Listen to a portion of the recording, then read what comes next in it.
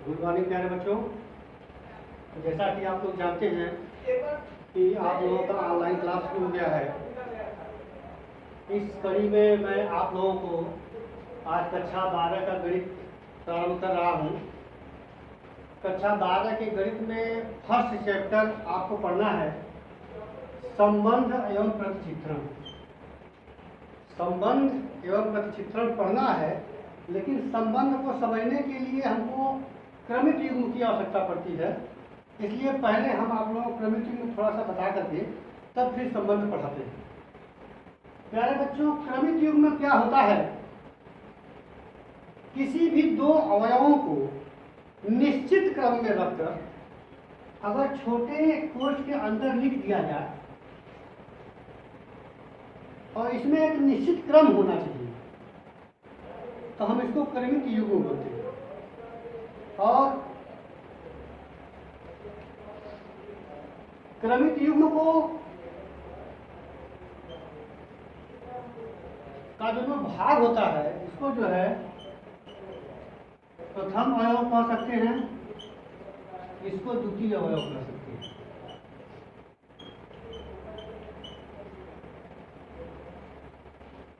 जैसे अगर हम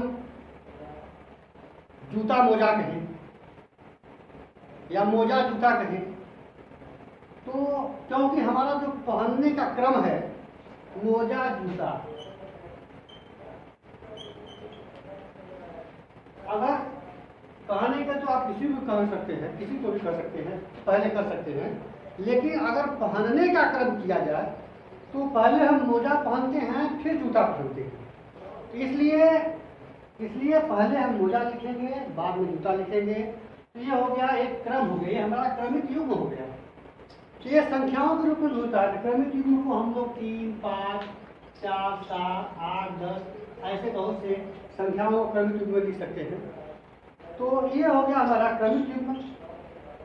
क्रमिक युग्म, अगर दो क्रमिक युग्म की बात किया जाए,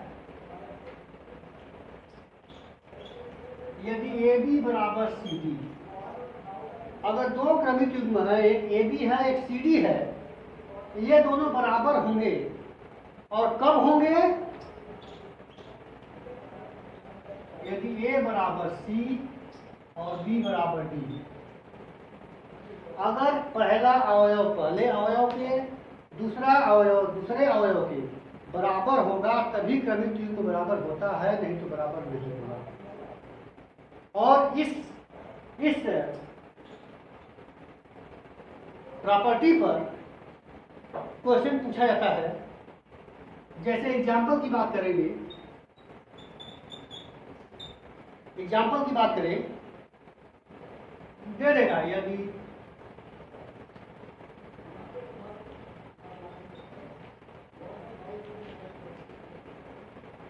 x y बराबर -3, 4, तो x y का मान क्या कीजिए,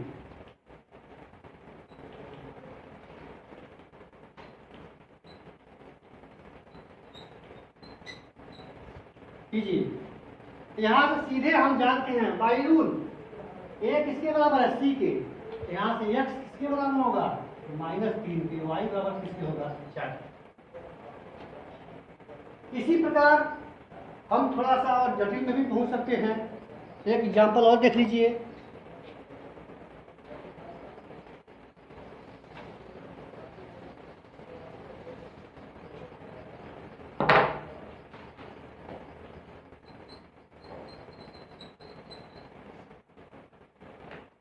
एग्जाम्पल देख लीजिए।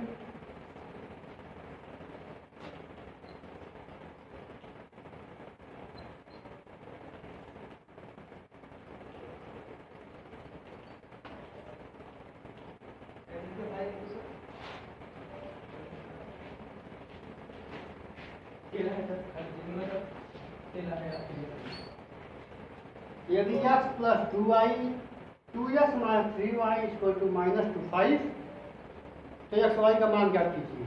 अब यहां से हम क्या करेंगे, ये किसके बराबर होगा, -2 के। ये किसके बराबर होगा, 5 के। अब ये दो समीकरण मिल गया। समीकरण को हल करेंगे तो एक्स वाई का मान आएगा। और हल करने के लिए आप लोग जानते ही हैं, फिर भी यहाँ पर देख लीजिए।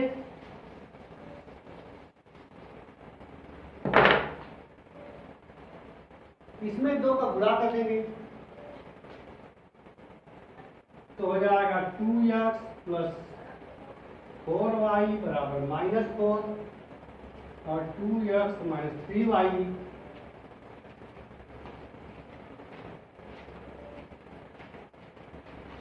बराबर 5। अब यहाँ से इसको काटेंगे तो प्लस जाएगा, 9 जगह करेंगे तो 5 3 4 3 7y बराबर -9, y बराबर -9/7। y का मान आ गया -9/7। x का मान समीकरण 1 में रख दीजिए। y का मान 1 में रखने पर y का मान 1 में रख दीजिए। x प्लस 2 -9/7 बराबर -2, x बराबर 18/7 -2। 7 दूनी 14 में से 18 में से 14 निकल जाएगा 4।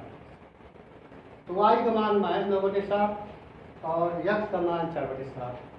ये आप लोगों को हो गया क्रमिक युग्म। क्रमिक युग्म में ये प्रॉपर्टी था, प्रॉपर्टी के हिसाब से हमने 2 एग्जाम्पल बता दिया। इसके बाद आप लोगों का है टाइम कर सकते हैं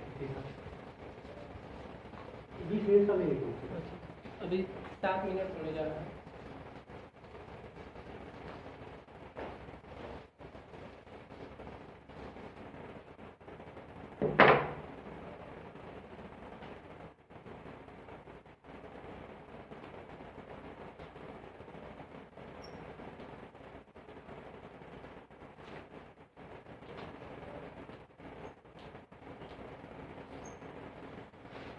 क्रमिक युग्म में एक चीज है, 2 समुच्चयों का गुणनफल। तो इसमें अगर 2 समुच्चय हैं तो दोनों समुच्चयों के समस्त अवयवों से जितना क्रमिक युग्म बनेगा, जो समुच्चय होगा उसको हम लोग गुणनफल बोलते हैं। इसको हम लोग पहले लिखेंगे परिभाषा। परिभाषा कैसे लिखेंगे? यदि ए और बी 2 समुच्चय हों, 2 समुच्चय है तो ए और बी के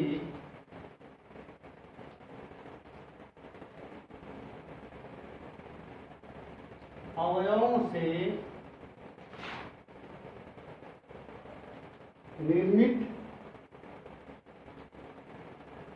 समस्त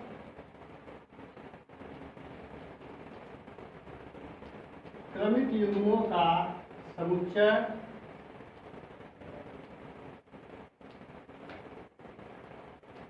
ए और बी का गुणनफल होता है। इसे ए क्रॉस बी से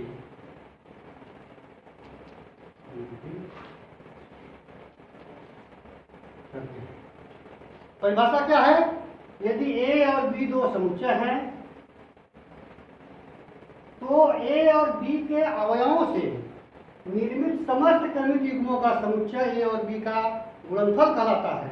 इसे ए गुणे बी से निरूपित करते हैं और गणित की भाषा में हम लिख सकते हैं ए क्रॉस बी बराबर A B such that A is element of A, B is element of B. ये गणितीय रूप में जो है इसको लिखा जा सकता है, प्रतीकात्मक रूप में लिखा जा सकता है इस तरह से। और होता क्या है, बहुत इजी है इसको निकालना जो है। एग्जाम्पल के तौर पर आप देख सकते हैं।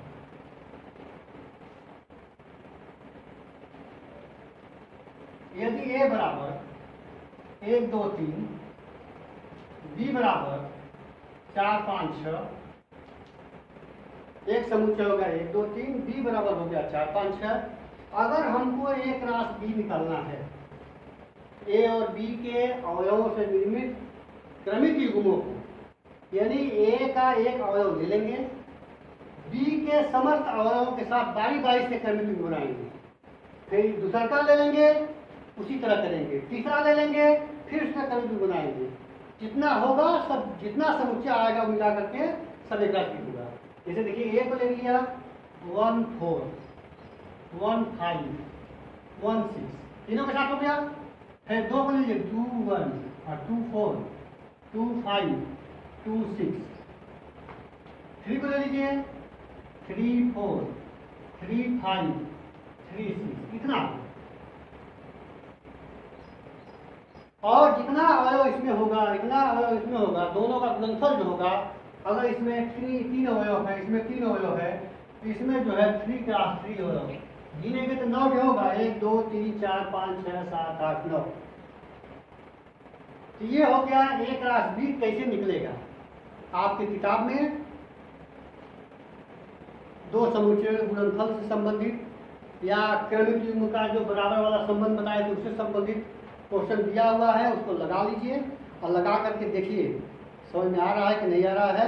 और एक चीज़ आप लोगों से ये भी कहना है कि आप लोग कापी, वो कलम या पेन लेकर के, पेंसिल लेकर के बैठिए और जो भी बोर्ड पे लिखा जा रहा है, बताया जा रहा है, जितना संभव हो सके उसको आप लोग नोट्स बनाते रहिए, जिससे कि आप लोग पढ़ने में जो है आसानी रहेगा।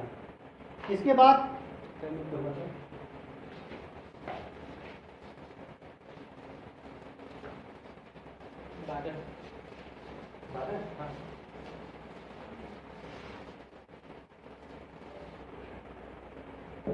ये अभी हम क्रमिक युग्म बता रहे थे, बताए थे कि इसमें जो है वो आप लोग कोर्स में नहीं था, लेकिन जो अब हम संबंध बताएंगे तो संबंध पढ़ने के लिए क्रमिक युग्म की आवश्यकता पड़ती है।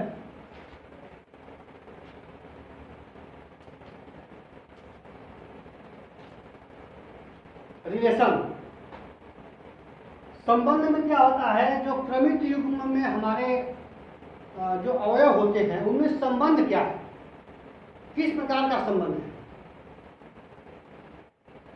उसी को निर्भर, उसी को कैसे बताया जाए। अब जैसे यहाँ पर कहा जाता है कि पिता पुत्र का बताना है, पिता पुत्र।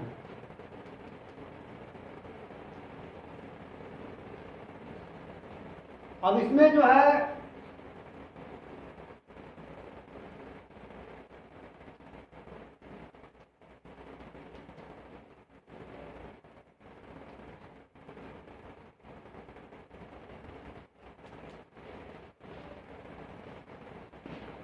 पंडित नेहरू और राजीव गांधी में पिता पुत्र का संबंध था, और यहाँ पे पहले पिता लिखा गया तब पुत्र बाद में लिखा गया, तो यहाँ पहले पिता लिखा गया बाद में पुत्र लिखा गया। तो जो हमारा क्रमिक युग्म है उसमें संबंध क्या है, जैसे कि संख्या की बात कर लिया जाए 4 5। अब यहाँ पे इसमें क्या संबंध है, 4 लेस 5, 4 5 से छोटा है,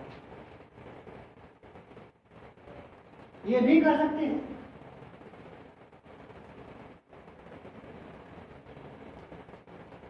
दस 7 से बड़ा है, एक संबंध हो गया, ग्रेटर देन का संबंध, लेस देन का संबंध, इक्वल टू का संबंध, ये समांतर का संबंध, परपेंडिकुलर का संबंध जो रेखाओं में होता है, सब ये सब जो है एक संबंध है रेखाओं में। तो इसको परिभाषित कैसे किया जाता है, संबंध को कैसे परिभाषित किया जाता है, तो संबंध की परिभाषा ये है कि यदि ए कोई समुच्चय हो, ए कोई समुच्चय हो और जो संबंध है उसको हम लोग आर से लिखते हैं, रिलेशन है तो संबंध को आर से लिखा जाता है। जैसे हमने कहा कि 4 लेस देन 5, ये 4 5 हो गया, इसको जो है हम ऐसे लिख सकते हैं, आर क्या है, लेस देन का संबंध मान लेंगे। तो कोई किसी भी संबंध को शो करने के लिए, दिखाने के लिए हम लोग आर का प्रयोग करते हैं। तो अगर मान लीजिए दो अवयव ले लीजिए, एक्स वाई ले लीजिए, इसको लिखते हैं X R Y. A B ले लीजिए, A R Y, A R B, ऐसे लिखा जाता है। तो परिभाषा की बात है, परिभाषा की बात है, यदि ये कोई समुच्चय है तो संबंध R एक राशि का उप समुच्चय होता है। परिभाषा यही है, या इसको दूसरे में ऐसे भी कह सकते हैं, यदि ए और बी दो समुच्चय हैं तो इनमें संबंध R एक राशि बी का उप समुच्चय होता है। अर्थात ये भी लिख सकते हैं R इस सत्य का एक राशि बी। मतलब संबंध की परिभाषा बस यही दिया गया है कि अगर ए और बी दो समुच्चय हैं और आर उनका कोई संबंध है, उनमें कोई संबंध है ए और बी में, तो आर हमेशा एक आर बी का सबसेट होगा। और संबंध को ऐसे भी लिखा जाता है, अर्थात करके ये भी लिखा जा सकता है R equal to X Y सर्ज है